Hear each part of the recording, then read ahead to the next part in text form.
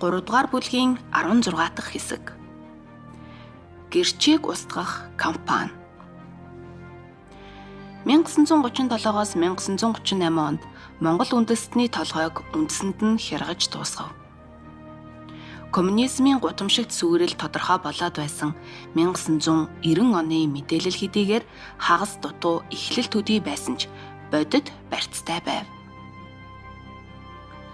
Зөвхөн архивын баримтаар 1930-аас 1940-од онд Зөвлөл социалист бүгд найрамдах холбооны улсад нийт 3,778,234 хүнийг улс төрийн хил сэрэгт холбогдуулан шүүж, 786,098 хүнийг цаазалсан гэсэн нь ялалсан хүнийхээ хэрэгт 20.9%-ийг нь цаазалжээ.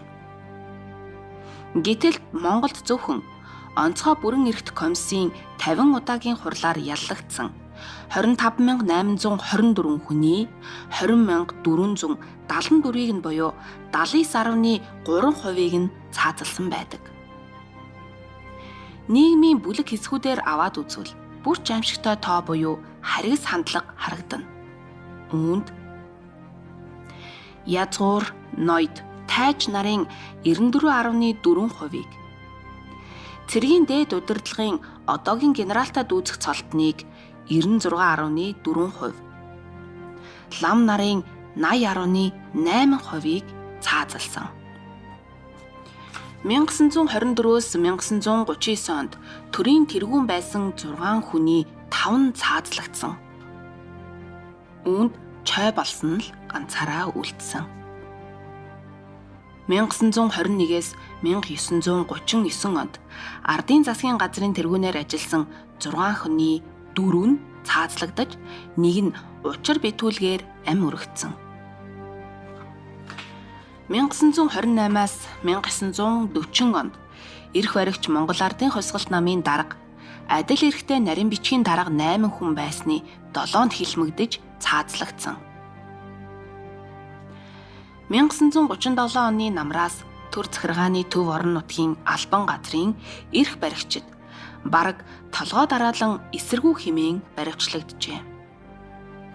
1934 онд бүгд найрамдах Монгол Ард улсын 7 дугаар хурлаас тус улсын төр захиргааны удирдах дээд байгууллага болох улсын баг хурлын тэргүүлэгчдийн дарга, тэргүүлэгч гишүүн, ерөнхий сайд, түүний 2 дугаар орлогч, төрийн 9 яамны тусгай газрын тэргүүн ба дэд сайд, дарга, орлогч 20 гаруй хүнээс буюу засгийн газрын гишүүдээс зөвхөн сайд, дарга, орлогч 20 гаруй хүнээс буюу засгийн газрын гишүүдээс зөвхөн чой балсан эрүүлийг хамгаалахын яамны дэд сайд Фунцэг 2 үлдэж, бусд нь хэрэгт татагдсан ба тэдний дараагаар томилогдсон 20 орчим хүний ихэнх нь хувьсгалын эсэргүү гэгдэн амь насаа алджээ. Энэхүү баримт нь Монгол улсын түүхийн 5 дугаар ботинд 210 дахь хуудсанд байдаг юм. 1937 оны 8 дугаар сараас 1939 оны ихэнх хүртэл явагдсан их яргаллаар уг нь зогсож болмоор байв. Гэтэл тэгсэнгүй. Инхээр дахиад л нэг давлгаа хэрэгтэй болжээ. Амар довчин нарын, ловсон шарав лосол догсом нарын, баасан жав сингдорч нарын гэсэн хэрэгүүд хөврөв. Гэвч дотоод явдлын яамны удирдах бүлгийн гэсэн нэр гарч үлдсэнгүй. Харин судлаач генерал Думбурайгай ангийн дайсантай тэмцэх нэрээр эхэлсэн залхаан цээрлүүлэлт цаашид Монголын тусгаар тогтнолыг хамгаалах гэсэн бүхнийг устгах зорилгод шилжсэн. Өөрсдийнх нь бусрамг үйлдэж жигшүүрт явдлыг мэдэж байсан бүхнийг тэд устгасан. Ж баясгалан тэргүүтэй 20 гаруй удирдах ажилтныг 1939 онд бөөнөр нь баривчилж, Зөвлөлт холбоот улсын улсыг аюулаас хамгаалах байгууллагын өөрийн нутагт аваачин цаазалсан тухай өгүүлсэн байдаг. Гэрчүүдийг Монгол нутагт үлдээж болохгүй учраас Оросд ачуулсан байдаг. Халахын голын дайны эд өрнөлийн үед Монгол Ардын хувьсгал цэргийн морьт дивизийн цуваг Оросын онгоцууд бөмбөгдөж 80 шахам хүн морь мал ачаа хүсэг, зэр зэвсгийн асар их хохирол учруулчаад бантахта орлогч занжин лувсан доноёг Японы онгоцуудыг улаан 5 хошуу зуруулан буудаад бөмбөгдүүлсэн эсэргүү гэдэг үлгэр зохион өөрийг нь Москвад аваачин цаазлав. Гэтэл лувсан доноёг хэрэг гихчийг цагаатгуулсан материалд дайны үеийн тухай үг үсэгч байхгүй. Монгол цэрэг ардуудыг мунхруулсан худал сурталтаж бас нэгэн бузрыг үйлдээд цэргүүд нь түүнийг эсэргүү байсан гэж итгэсээр л дууссан байх. Монгол улсын ерөнхий сайд намайг яхаараа Оросын шүүх яллаж байгаа билээ гэсэн асуултаар эхэлсэн амар сайдын үг маш гүн агуулгыг энэ бол адал балмад явдал байсан гэдгийг илэрхийлэх бүлгээ. Амар сайдын сүүлчийн үгнээс харахад түүнийг хүртэл хүчин давтаж аргагүй байдалд хүрч өгсөн мэдүүлэг гихчийг гардуулсныг ямар ч зэмгүй дөрвөн түмэн Монгол хүний амь насыг эднэр хэлсээр хөнөөсөн юм шүү гэдгийг харж болно.